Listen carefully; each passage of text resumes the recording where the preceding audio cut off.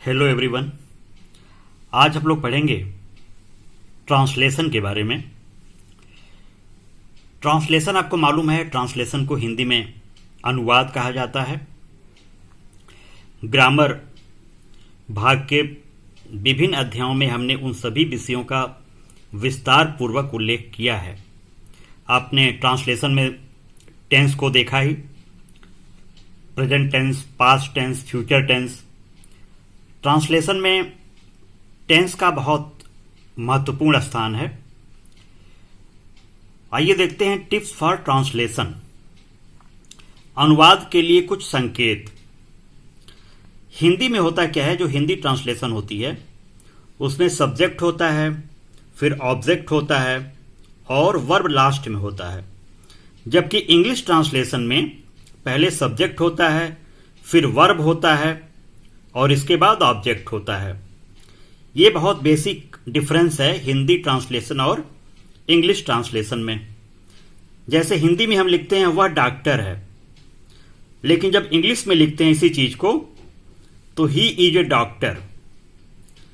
अब यहां पे सब्जेक्ट तो हिंदी में भी पहले आता है और इंग्लिश में भी पहले आता है, लेकिन हिंदी में सब्जेक्ट के बाद ऑब्जेक्ट आता है। जैसे डॉक्टर ऑब्जेक्ट है और है वर्ब है, लेकिन इंग्लिश में पहले सब्जेक्ट आता है, फिर वर्ब आता है, फिर ऑब्जेक्ट आता है या कॉम्प्लीमेंट आता है। इसी तरह मैं पुस्तक लिखता हूं, इंग्लिश में होगा आई राइट ए बुक। तो आप देख रहे हैं कि हिंदी ट्रांसलेशन में पहले सब्जेक्ट, फिर ऑब्जेक्ट, फिर वर्ब। इंग्लिश ट्रांसलेशन में पहले सब्जेक्ट, फिर वर्ब, फिर ऑब्जेक्ट या कॉम्प्लीमेंट। तो स्टूडेंट्स को हिंदी से अंग्रेजी में ट्रांसलेशन करते समय हिंदी वाक्य क्रम को अंग्रेजी क्रम में रखने पर आसानी से शुद्धता रहती है। अब हम आते हैं ट्रांसलेशन के बहुत महत्वपूर्ण पार्ट पे, to be form of verb. To be का मतलब होता है is, are, am, was, were. तो जब भी लिखा हो टू बी तो इसका मतलब हो गया वर्ब में is, are, am, was, were. यानी यदि वाक्य में है, हूं, हो, है, था, थी, थे इत्यादि क्रियाओं में से अकेली क्रिया हो तो अंग्रेजी बनाने में टू बी का प्रयोग करते हैं। टू बी का प्रयोग यानी is, are, am, was, were का प्रयोग करते हैं। जैसे अफर्मेटिव सेंटेंस हम देखते हैं, साधारण वाक्य प्रेजेंट टेंस में, वह एक अध्यापक है, तो यहां पे टू बी का प्रयोग इज होगा, ही इज ए टीचर। वह प्यासी है, सी इज थर्स्टी। यह एक उपन्यास है, दिस इज ए नॉवेल। हरी एक अच्छा विद्यार्थी है, हरी इज ए गुड स्टूडेंट। तो आपने देखा इसमें टू बी का प्रयोग हुआ इज के रूप में। इसी तरह आई के साथ एम का प्रयोग होगा, यू के साथ आर का प्रयोग होगा, दीज या दोज के साथ आर का प्रयोग होगा। अब हम आते हैं टू बी के एक्सरसाइज 1 पे। गीता एक सुंदर लड़की है, Geeta is a beautiful girl. वह एक लोहार है, he is a blacksmith. तो इसमें टू बी का प्रयोग करते हुए आपको ये एक्सरसाइज दिए हुए हैं। इसी तरह टू बी का एक और प्रयोग है, हर्षवर्धन बड़े धर्मात्मा राजा थे। हर्षवर्धन वाज, यहां पे वाज हो जाएगा, रिलीजियस माइंडेड किंग। क्योंकि ये पास्ट टेंस में है तो वाज का प्रयोग या वेयर का प्रयोग होगा। एक वचन के साथ वाज और बहुवचन के साथ वेयर का प्रयोग करते हैं, ये भी टू बी के अंतर्गत ही आता है। इसी तरह निगेटिव देखते हैं, मैं एक विद्यार्थी नहीं हूं, I am not a student. Am के साथ नॉट लग गया, आर के साथ नॉट लग गया, वाज के साथ नॉट। वह भूखा नहीं था, ही वॉज नॉट हंग्री। अब हम देखते हैं इंट्रोगेटिव में टू बी का प्रयोग। इंट्रोगेटिव सेंटेंसेस में क्या करते हैं, सबसे पहले जो क्रिया होती है उसको पहले लिख देते हैं। जैसे मान लीजिए सेंटेंस है वह एक डॉक्टर है, ही इज ए डॉक्टर। लेकिन अगर सेंटेंस है क्या वह डॉक्टर है, तो क्रिया पहले आ जाएगी इज ही ए डॉक्टर। क्या बंदूक संदूक में थी, was the gun in the box. इसमें देखिए वाज क्रिया है, वर्ब है, पहले आ गया। क्या तुम उसके मित्र हो, आर यू हिज फ्रेंड। क्या मैं एक अध्यापक हूं, एम आई ए टीचर। तो यहां पे जो वर्ब है जब सबसे पहले आता है तो कोई भी सेंटेंस इंट्रोगेटिव हो जाता है। तुम्हारे पिताजी कहाँ हैं, वेयर इज योर फादर। लेकिन इसमें नियम में एक बात और है कि जब प्रश्नवाचक शब्द कब, कहाँ, क्यों, कैसे, कौन एक्सेट्रा बीच में दिया रहता है तो उसको ट्रांसलेशन करते समय सबसे पहले लिखते हैं, उसके बाद वर्ब लिखते हैं। इसको याद कर लीजिए, कब, कहाँ, क्यों, कैसे, कौन, ये सब यदि वाक्य के बीच में है तो उसको इंट्रोगेटिव सेंटेंस बनाते समय सबसे पहले लिखते हैं। तुम्हारे पिताजी का नाम क्या है, what is your father's name. इसी तरह कुछ इंट्रोगेटिव निगेटिव सेंटेंस होते हैं। क्या तुम बुद्धिमान नहीं हो, आर यू नॉट इंटेलिजेंट। क्या वह डॉक्टर नहीं है, is he not a doctor. तो इसमें देखिए वर्ब पहले लगाते हैं, उसके बाद सब्जेक्ट लिखते हैं, फिर नॉट का प्रयोग करते हैं। इंट्रोगेटिव निगेटिव में हमेशा इंट्रोगेटिव निगेटिव सेंटेंसेज में पहले वर्ब लिखते हैं, फिर सब्जेक्ट लिखते हैं, फिर नॉट का प्रयोग करते हैं सारे के सारे ट्रांसलेशन में। क्या भारत एक छोटा देश नहीं है, is India not a small country. क्या कोयल पेड़ पर है, is cuckoo on the tree. क्या आगरा एक बड़ा शहर है, is Agra a big city. अब हम आते हैं इट के प्रयोग पे, आई टी इट।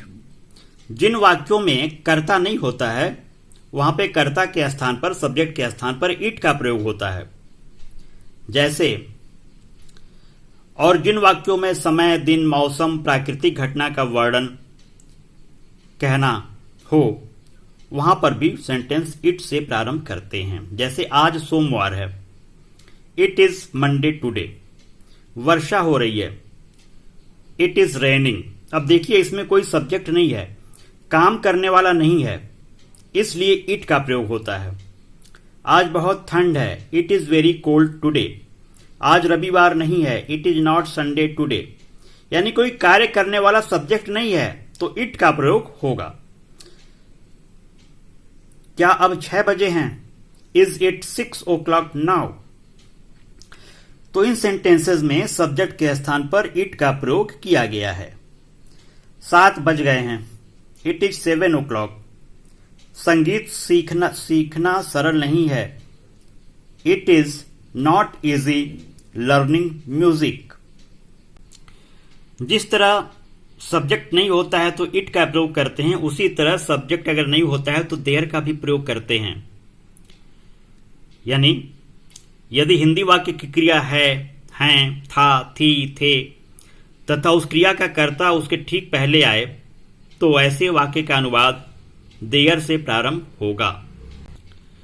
तो इसमें सब्जेक्ट तो रहता है लेकिन सब्जेक्ट प्रारंभ में नहीं रहता है, सब्जेक्ट था, थे, थी के पहले रहता है। जैसे हमारे कमरे में 4 खिड़कियां हैं, there are 4 windows in our room. तो 4 windows, there are 4 windows. 4 windows यहां पे नाउन है तो इसके पहले आर का प्रयोग हुआ और यहां पे देयर का प्रयोग होगा। इस जंगल में एक चीता था, there was a tiger in this forest. तुम्हारे विद्यालय में 500 विद्यार्थी हैं, there are 500 students in your school. Bharat में एक राजा राज्य किया करता था, there was a king in India ruled. अब है use of has, have, had. इन तीनों शब्दों का जो मीनिंग होता है उसका अर्थ होता है रखना। यदि वर्तमान काल में है तो हैज, एक वचन के साथ हैज, बहुवचन के साथ हैव। यदि भूतकाल यानी पास्ट टेंस में है तो हैड, और यदि भविष्य काल में है तो विल हैव या शैल हैव का प्रयोग करते हैं। जैसे उसके पास 3 कलम है, ही हैज 3 पेन्स। उसके पास 2 गेंदें हैं, शी हैज 2 बॉल्स। तो एक वचन कर्ता के साथ हैज लगा, लेकिन अगर हो मेरे 2 मित्रों के पास बॉल है तो इसका इंग्लिश बनेगा माई 2 फ्रेंड्स हैव बॉल्स। तो एक वचन कर्ता के साथ हैज, बहुवचन कर्ता के साथ हैव लगता है, और यदि पास्ट टेंस है तो हैड लगता है। जैसे उसके पास एक गाय थी, he had a cow, he had a cow. Hari के पास एक किताब नहीं थी, हरी हैड नो बुक। इसी तरह अगर इंट्रोगेटिव सेंटेंस हो तो हैज, हैव या हैड को पहले लगाते हैं। क्या राम के पास एक कार है, हैज राम एक कार। क्या मोहन के पास एक गाय है, हैज मोहन एक काउ। क्या उसके पास एक रेडियो था, हैड ही ए रेडियो। तो चूंकि पास्ट टेंस में है इसलिए यहां पे हैज, हैव का प्रयोग न करके हैड का प्रयोग किया गया। अब हम आते हैं use of articles A and the. तो आपको मालूम है वॉवेल्स के पहले एन आता है, कॉन्सोनेंट के पहले ए आता है, और विशेष चीजों के लिए द आता है। यह एक गाय है, दिस इज ए काउ। वह एक शेर है, दैट इज ए लायन। मैं एक कलाकार हूं, आई एम एन आर्टिस्ट। तो आर्टिस्ट के पहले एन आया क्योंकि आर्टिस्ट में जो लेटर ए है वॉवेल है। अब हम आते हैं इंपरेटिव सेंटेंस पे, आज्ञासूचक वाक्यों पे। यदि सेंटेंस में वर्ब को पहले लिख देते हैं तो इंपरेटिव सेंटेंस बन जाता है। जैसे कठिन परिश्रम करो तो वर्क हार्ड। कक्षा से बाहर चले जाओ, get out of the class. तो यहां पे वर्ब पहले लिख दिए तो ये इंपरेटिव सेंटेंस हो जाएगा। सदैव सत्य बोलो, ऑलवेज स्पीक द ट्रूथ। अपने मां बाप का कहना मानो, ओबे योर पेरेंट्स। किसी से अनुमति मांगने के लिए लेट का प्रयोग होता है। उसे वहां जाने दो, लेट हिम गो देयर। आओ क्रिकेट खेलें, लेट अस प्ले क्रिकेट। मुझे अब आराम करने दो, let me take rest now. तो लेट का प्रयोग इंपरेटिव सेंटेंस में मुख्य क्रिया के बाद क्रिया के रूप में लगाया गया है। लेट के बाद प्रायः पर्सनल प्रोनाउन का ऑब्जेक्टिव केस प्रयुक्त होता है। यानी लेट लगाएंगे, फिर सब्जेक्ट लिखेंगे, फिर बी लिखेंगे यानी is, am, are, was, were, फिर ऑब्जेक्ट लिखेंगे, फिर अदर वर्ड्स का यूज करेंगे। अब है कैन, कुड, मे, माइट का प्रयोग। तो आपको मालूम है कैन माने सकना होता है। कैन का जो पास्ट टेंस होता है कुड होता है। मे अनुमति मांगने के लिए होता है, इसका भी अर्थ सकना होता है। इसका पास्ट टेंस माइट होता है। जैसे रीता पेड़ पर चढ़ सकती है, Rita can climb the tree. Rita पेड़ पर चढ़ सकती थी, तो कैन का कुड हो जाएगा, Rita could climb the tree.